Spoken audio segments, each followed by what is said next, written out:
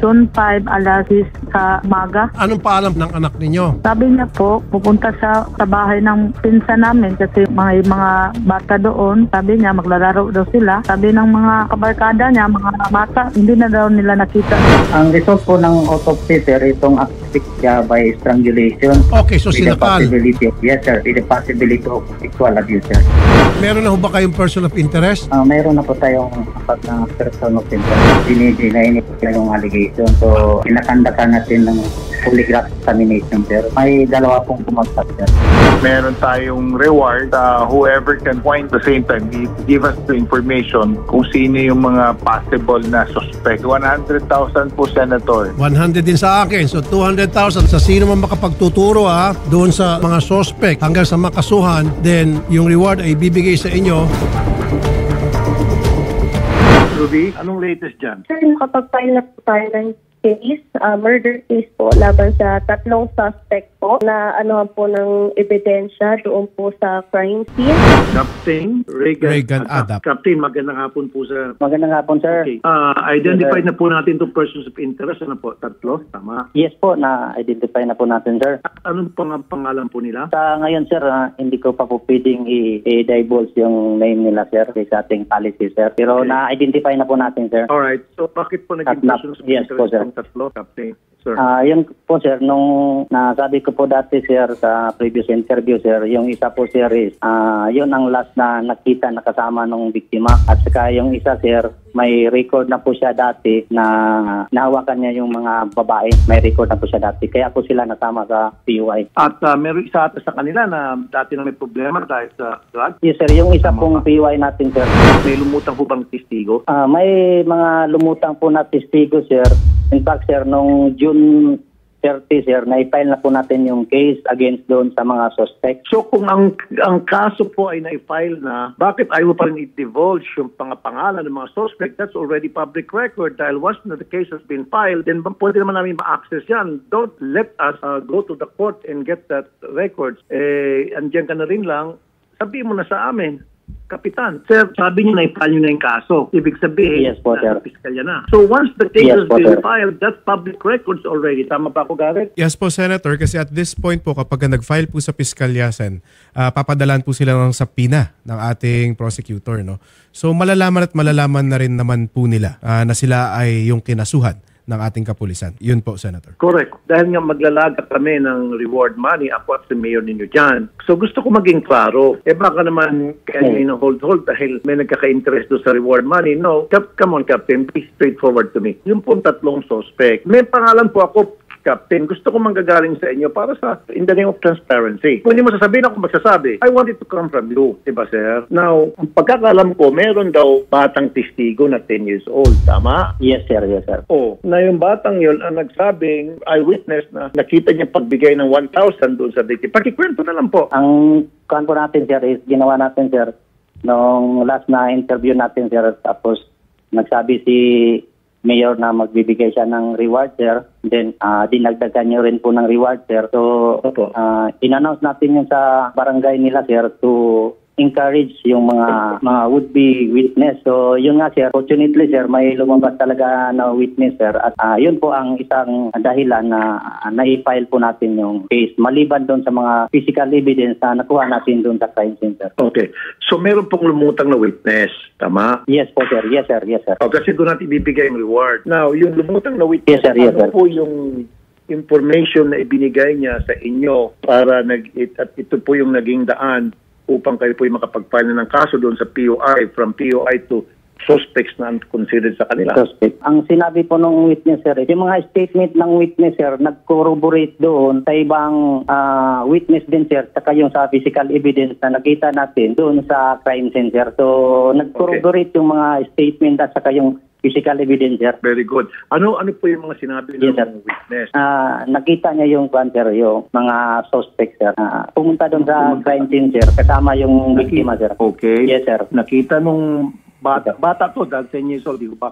yung batang witness, Yes, sir. tatlo, papunta ng crime scene kasama yung victim? Yes po, sir. Yes, sir. Okay. Ano po yung mga iba pa sinabi ng witness na nag-corroborate nga doon sa information na meron na kayo before pa nagsalita itong Yes, sir. witness? Yes, sir. May iba ding witness, sir, na nagsabi na yung suspects natin, sir, may nakakita, galing sila doon sa crime scene. Ibang statement din yun, sir, ng witness natin, sir. So, bali, sir, yung mga statement ng bata at saka ibang witness, nag-corroborate, sir.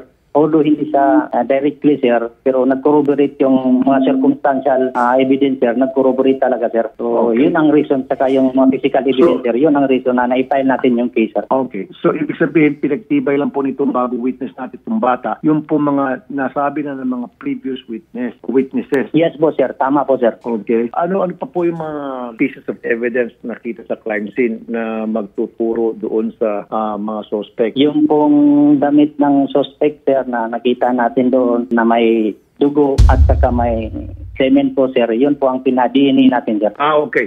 So, Yes, merong t-shirt doon ang isa sa suspect na iwan sa crime scene na may Yes, dugo. sir. Yes, sir. Yung gamit nung suspect is nakita natin doon, sir, may semen, sir, saka yung dugo, blood nung Okay. May doon sa crime semen. scene, sir. So, yung Yes, sir. semen po, pinag-DNA test natin. Yes, sir. Yes, sir. Na-request na po natin, sir. At bumalik po na positive doon sa POI natin. O isa sa mga POI Yes, sir. natin. Yes, sir. Yeah, Okay, suspect good. natin, sir. Yes. Ano po ang sinabi ng mga POIs na makausap niyo po sila, nung kumprantayan niyo po sila? Yes, sir. Kung Ang nag-cooperate kuan, ba sir, sila? yung same pa rin po, sir. Dinideny nila yung allegation, sir. Pero Ilang witnesses po lahat? may anin po na Napaka-busy. nagbigay ng kuan, sir, ng... Yes, sir. May anin po, sir, na nagbigay. 6 na witness. Okay. Yes, Yung 6 na yes, sir. witness, pare-pare yung mga sinasabi nila. And then, itong bata, yung bagong witness, nagko-corroborate doon sa sinabi ng 5 witness. Tama? Nagko-corroborate, sir. Nagko-corroborate. Yes, sir. Tama, sir. Okay. Sinabi Tama, rin sir. itong bata, nakita niya nagbigay ng 1,000 pesos ba? Tama ba? Yung isa sa mga POI? Yes, sir. Yes, sir. Yes, sir. Okay. At yan ba'y kinorroborate din ng ilan sa mga witness na nakausap niya na before? Kinorroborate din lang yung kuan, sir. Yung ibang witness, sir, is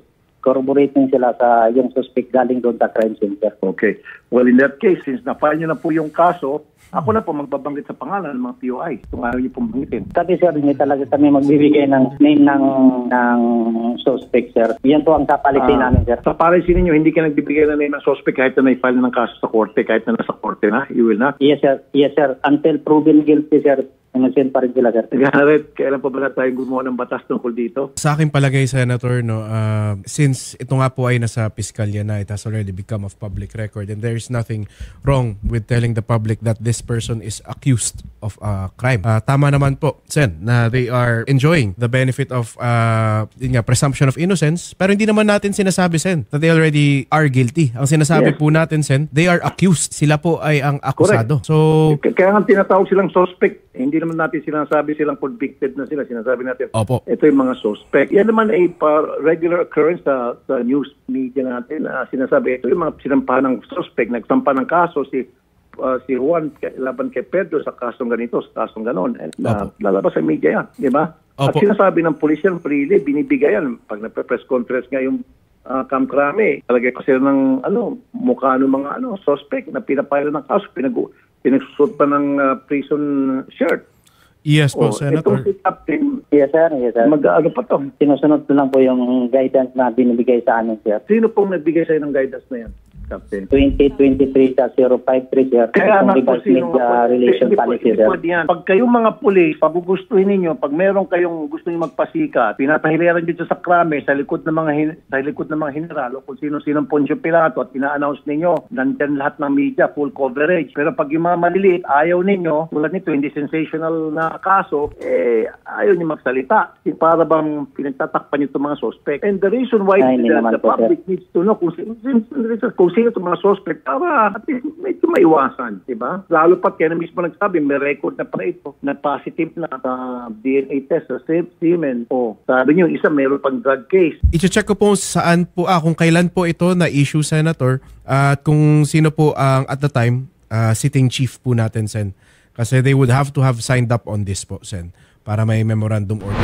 Ito yung mga POIs, si Adrian Cabales, RJ Cortez Bersola, at Kelvin Malagum. Mhm. Tama ba ako, Captain? Yung cancer is na i-file natin yung kaso, sir, sa mga suspect na ito, sir. Okay nga sir, naipan nyo na yung kaso dun sa suspect. Ito yung 3 suspect na binigyan nyo sa aming reporter. Tapos ngayon, you will not confirm or deny. Captain, maganda sana ito para Yes, sir. accomplishment ito. Pupuring sana kayo. Kaso, hindi na ako pupuri muna dahil nakita ko yung Yes, sir. although may policy yan kayo. Pero yung mga ibang Yes, pulis, sir. talagang sumusunod doon sa tinatawag na transparency, freedom of Yes, sir. information. May transparency naman tayo, sir. Garrett, Yes po, Senator. we should write a letter to General Torre Opo. na dapat maging transparent yung PNP natin at magbigay ng mga impormasyon na para malaman ng publiko tulad Yes. nito, rape, pinatslang, batang, tapos ni-rape. Senator, may katanungan din po ako, no, if I may, kasi may evidence po ng blood and semen and sa medical legal may possibility of penetration po. Pero sa pagkakarinig ko lang po kanina, and I hope they correct me, murder daw po ang final. On my side, Senator, hindi kaya posibleng rape with homicide ang dapat na tamang kaso because mukhang ganun po ang nangyari, Senator. It's more accurate to the crime that was committed na may sexual abuse po. I'll just have to read or see kung paano po nila free-name ang ating krimen. We're just here to ensure po yung best chances ng conviction po.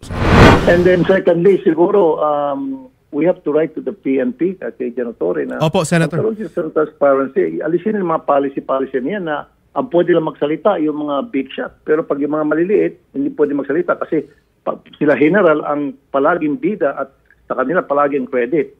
Opo. Tulad nito, in fairness kay Captain, ang nagtrabaho to siya at sa mga bata niya. Opo. So they have the right to tell them about their accomplishments. Kailangan po natin siguro i-put in parang put notice dito sa issue na to, Senator, no? Kasi we'll end up protecting these kind of people na hindi naman dapat, Sen. It's for public awareness and public safety na itong mga tao, Correct. di ba, should be avoided. Kasi tulad nito, rape at saka involved sa drugs at may record sa drugs, nagda-drugs. Tapos sinabi pa ni Captain, positive yung semen, maraming t-shirt ng suspect, maraming nag-corroborate witnesses para naman sa para sa safety ng ng komunidad. Opo, Sen. Para iwasan itong mga taong to. Di ba? Yes. Ayaw sabihin ni Captain kasi sa policy na yan, I think I don't blame this guy thoroughly. I think it's the policy that he's just following it by the book Opo. to the letter. Ika nga. Then we have to change that policy. Yes po, I will draft a letter for your signature po, Senator. Kung notice mo, di ba, pag kung sino-sino yung mga general, gusto nila, sila lang ang bida. Opo. Magsasalita. Tapos para lumitaw na silang may kagagawa ng accomplishment. Opo. Tinitelevised pa nila. Pasi club. Kulang na lang, sumayaw-sayaw, magtumbling-tumbling. Opo. Pero pag yung mga malilit na kasong ganito, ayaw nila magsalita. Kailangan dapat yung mga malilit na rango, PNP, na talagang tumabaho, mabigyan ng credit. Opo. Hindi yung si Cam Clami palagi may credit, di ba? Yes po. Yes Sila ang po, Sen. napopromote. Sila ang sumisikat. Hindi pwedeng ganun. At kung gusto nila talaga ganun ang policy, dapat close the board. Opo. Dapat itong si Cam Clami, si General, pag meron siyang mga suspect niya na kinakasuhan, ina-arresto, wag nila niya pakita sa TV. Opo. Opo, Kasi, Sen. di ba? Hindi pa nakukonvict Pag meron silang hinuhuli, halimbawa, Opo. hindi pa naman convicted, Opo. pinapakita na sa TV. Yes, Senator. Di ba? Yung hilain niya papuntang ng plano, halimbawa, o pinakita sa TV, hindi pa convicted. So, kung susundin natin policy, sabi niyo pinakita sa TV yun. Yes. Yes po, Sen. Ayan po, yung binigay po ng PNP sa aming reporter na kasong mga suspect na kinasuhan is Adrian Canoy Navales, RJ Cortez Versola, at saka Kelvin Malagum. Okay. Case has been filed already. Kailan niyo po sinampahan ng kaso yung mga sinasabi niyong POI na ayaw niyo pong i-divulge? Yung June 30, sir. June 30. Nag-file po kayo sa Piskalya dyan sa Iligan City ng kasong murder. Tama? Murder, sir. Yes, sir. Tama, sir. Murder laban kina Adrian Canoy Navales, RJ Cortez Versola at Kelvin Malago na ayaw niyo muna i-divulge for now hanggang sa hindi sila makonvict ng Supreme Court. Kasi akit yan from RTC, pupuntahin sa CA, kung ano nila, i-appeal, and then hanggang Supreme Court. Tama? So, kung susundin natin yung policy na yun, Garrett, after 10 years pa natin Ganun na nga po, Sen, if they do decide to appeal the case, no? So, that is medyo a mahirap stupid po yun. policy. That is the most stupid policy. It contradicts the essence of what we call transparency sa public service, di ba? Opo, Sen. Lalo sa mga pulis na para yung kanilang mga ginagawa malalaman ng tao at ano yung mga aksyon na kanilang ginawa, anong naging resulta ng kanilang mga aksyon. Mayor, magandang hapon po. Mayor Frederick. Senator, magandang hapon. Nakatulong po pala yung reward na nilagak natin dalawa na 200 tayo ayon po doon kay Oo, Captain. Senator. Malaking tulong po yung additional awards na binigay mo para at the same time you were able to re-echo to announce it to the public. With your help, with your broadcast ng show nyo, maraming taong na-aware at siguro with your help, dun lumabas yung witness natin. Salamat, Senator. Salamat din po, Mayor, doon sa paglalat nyo nga po ng reward. So kami po ibibigyan na po namin yung reward, i-release po namin. Senator, meron lang akong ipapaabot sa inyo since yung chief witness natin, prime witness natin, isang minor, isang bata. We cannot just give it to him immediately that amount of money dahil masyadong malaki po yung rewards natin. So I was thinking since this is a minor, maybe we should put it in a trust fund na sigurong pwede nang magamit when he reaches the right age, no, nagiging adult na siya, which is 18 years old, para just to put the money in a safe place na magagamit talaga ng witness para sa sarili niya. Maganda po yun, Mayor. Ang sa akin naman po, Mayor, siguro after 8 years, medyo yung halaga ng pera, yung 100,000, 200,000 natin, maliit-liit na. Ngayon kasi naisip ko ibigay sa mga magulang ng bata para yung magulang, siya yung mag-manage ng pera, ibibili ko rin mga pangangailangan bata, ano pangangailangan ng pamilya. Damit, sapatos. That's also commendable, Senator. Tama ka rin. Pwede rin po, kung kayo po, maganda rin po yun sa inyo, sa trust fund, yung 100, ako po yung 100 sa family para makatulong sa pang-araw-araw pangangailangan ng pamilya at naging sa bata mismo pangangailangan niya. Sige po. Salamat po, Mayor Frederick Hasser. Magandang hapon po, Mayor Frederick. Salamat, Senator. Maraming salamat po, Captain Adam, sir. Yes, sir. Thank you. Nagpasalamat po ako sa kanya at kay Sir Adap at baka mga polis po. Nakamit na namin ang hustisya ng anak ko po. Maraming salamat din po kay Senator Rapi Tulfo. Muli po, ma'am, no, ang aming pong taus-pusong pakikiramay and mag-usap po kay ni Rubino regarding po doon sa detalye po, iba pang maitutulong po ni Idol Rafi sa inyong pamilya, ma'am. Salamat po, Ma'am Mariel. Salamat din.